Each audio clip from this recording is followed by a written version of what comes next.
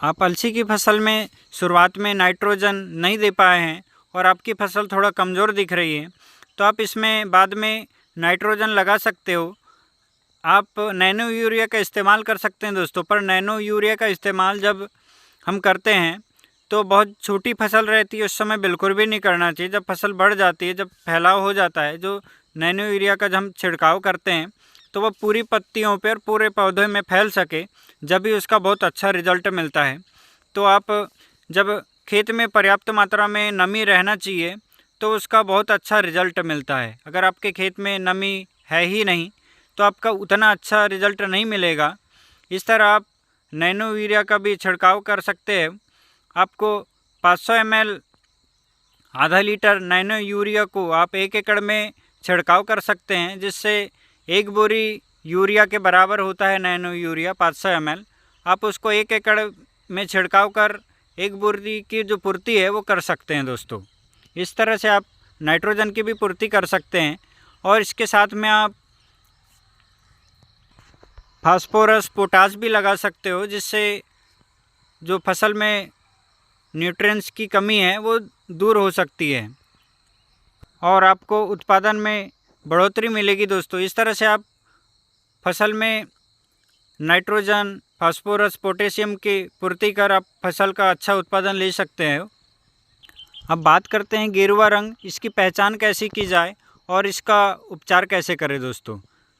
इसका जो फैलाव है शुरू में बहुत कम दिखता है और फसल में जब फसल थोड़ी नारंगी रंग की दिखने लगी तो उस समय इस बीमारी की पहचान की जा सकती है दोस्तों।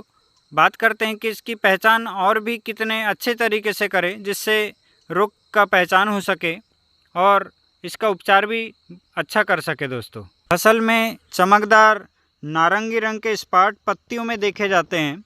नारंगी रंग के स्पॉट जो पत्तियों में हो जाते हैं और यह जो स्पॉट है वो पत्ती के यह दोनों तरफ हो जाते हैं दोस्तों। आप देख पा रहे हैं यह पत्ती है, इसको यह स्पॉट जो है वह दोनों तरफ से हो जाते हैं, जिससे फसल में बहुत नुकसान होता है। यह गेरुआ रोग है वो पूरे फसल में फैल जाता है और इस फसल की जो अधिकांश जो पत्तियां हैं, प्रॉपर जो पत्तियां हैं, बहुत सारी जो पत्तियां हैं वो पूरी तरह से गिर जाती है दोस्तों। जो अलसी के पौधे में पूरी पत्तियां गिर जाती है और सिर्फ फल ही बचता है, जिससे उत्पादन में बहुत ही कमी आ जाती है दोस्तों। इस तरह से जो पत्तियां हैं वो पौधे की पूरी गिरना शुरू हो जाती है। आप देख पा रहे हो यहाँ से पत्तियां गिरना शुरू हो चुकी है। जब फसल पकना शुरू हो जाती है उस समय यह पत्तियों पे ज़्यादा स्पॉट दिखते हैं। यह स्पॉट पत्तियों के दोनों साइड होता है। बात करते हैं दोस्तों कि अब इसका उपचार कैसे करें।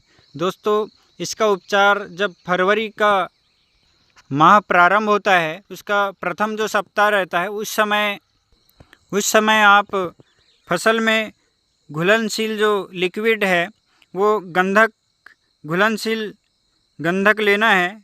इसका 0.2% का जो छिड़काव है वो फसल में दोस्तों एक ही बार करना है। जो आपको गंधक लेना है 0.2%, उसको आपको इस अलसी की फसल में सिर्फ एक बार छिड़काव करना है, जिससे यह रोग बिल्कुल भी ख़त्म हो जाएगा और आपकी जो फसल की गुणवत्ता है और जो उत्पादन है वो बढ़ जाएगा दोस्तों। इस तरह से आप अपनी फसल को गेरुआ रोग से बचा सकते हैं और बहुत अच्छा उत्पादन ले सकते हैं दोस्तों। वीडियो को लास्ट तक ज़रूर देखें दोस्तों और लाइक और सब्सक्राइब ज़रूर करें और वीडियो अगर आपको अच्छा लगे तो दोस्तों शेयर भी ज़रूर करें दोस्तों। इस तरह से आप अपनी फसल को बचा सकते हो। और दोस्तों, यह अलसी की फसल फूल और फलियां बहुत अच्छी लग रही है इसमें, और इस समय क्या करें जिससे फसल का जो उत्पादन है वो बढ़ जाए और बहुत हानि ना हो, इसलिए इस समय देखरेख की बहुत आवश्यकता होती है। अलसी में फूल और फल की समय बहुत सारी बीमारी हो जाती है, जिससे फसल में बहुत नुकसान होता है। और आप देख पा रहे हैं इस समय यह कंबल कीड़ा है। यह कंबल कीड़ा भी फसल को बहुत नुकसान पहुंचाता है। अभी मौसम ख़राब होने के कारण यह कंबल कीड़ा बहुत सारी फसल में हो चुके हैं। यह कंबल कीड़ा बरसीम हो या फिर सरसों की फसल, उड़द, बहुत सारी फसलों में यह पत्तियों को खा लेते हैं। पत्तियों के बाद आप देख पा रहे हैं यह बहुत छोटा सा कीड़ा है, पर बहुत जगह को खा लेता है और यह छोटे छोटे जो कौले फल रहते हैं उनको ज़्यादा खा लेता है। अब बात की जाए कि अलसी की फसल में लगने वाले रोग कौन कौन से होते हैं और उसका सही उपचार कर हम अलसी की फसल को बचा सके और बहुत अच्छा उत्पादन ले सके। दोस्तों, अलसी की फसल में उकटा चरणेलासिता रोग लगता है और अल्टरनेरिया वो भी होता है। इसमें अंगमारी कीट भी लगता है और इसमें फली मक्खी जो फल मक्खी रहती है वो भी इसमें लगता है और अलसी की इल्ली भी इसमें लगती है। यह जो फलियाँ हैं अलसी की, यह जो आप देख पा रहे हैं अलसी का फल है, इसमें खाकर पूरा इसको अंदर से खोखला कर देती है, जिससे बीज नहीं बन पाते हैं। इसमें अर्धकुंडलक इल्ली भी होती है। जो चने की इल्ली रहती है वो भी अलसी की फसल को बहुत नुकसान पहुंचाती है। तो दोस्तों, बात करते हैं कि अलसी की फसल को इन सभी बीमारियों से कैसे बचाया जाए और बहुत अच्छा उत्पादन लिया जाए। दोस्तों, अलसी की फसल में शुरुआती दौर में सिंचाई की आवश्यकता होती है। बाद में अगर आपके पास सिंचाई की सुविधा है, उपलब्ध है, तो इसमें सिंचाई कर सकते हैं, नहीं तो उतनी ज़्यादा सिंचाई की आवश्यकता नहीं होती है। और अलसी की फसल को हल्की सिंचाई की आवश्यकता होती है। यह कम पानी में पक जाती है। यह बिना पानी के भी, जहाँ पे मिट्टी भारी है वहाँ पे बिना पानी के भी सफलतापूर्वक हो जाती है। दोस्तों, अलसी की फसल में गेरुआ रोग जो है वह कैसे फैलता है और इस रोग की पहचान दोस्तों आपको इस वीडियो में पूरी जानकारी मिलेगी। दोस्तों, जो गेरुआ रोग है वह जनवरी के अंतिम सप्ताह 20 से 30 जनवरी के बीच में देखा जाता है, जो फरवरी तक चलता है।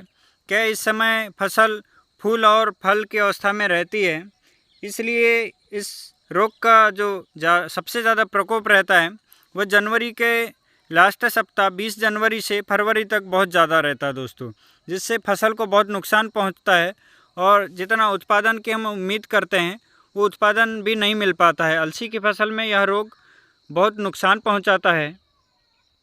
अधिकतर दोस्तों रोग की पहचान करना बहुत ज़रूरी होता है। अगर उसकी पहचान करेंगे तो जब ही हम उसका सही उपचार कर पाएंगे।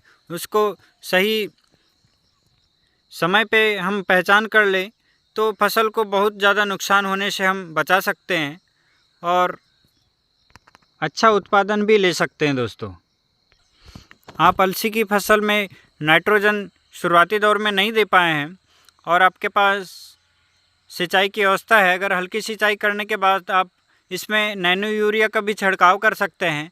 नैनो यूरिया को आप 500 लीटर को गेरुआ रोग से बचाना चाहते हो तो दोस्तों इसकी कुछ किस्में हैं जिससे आप लगाकर इस गेरुआ रोग से बिल्कुल भी मुक्त हो सकते हैं।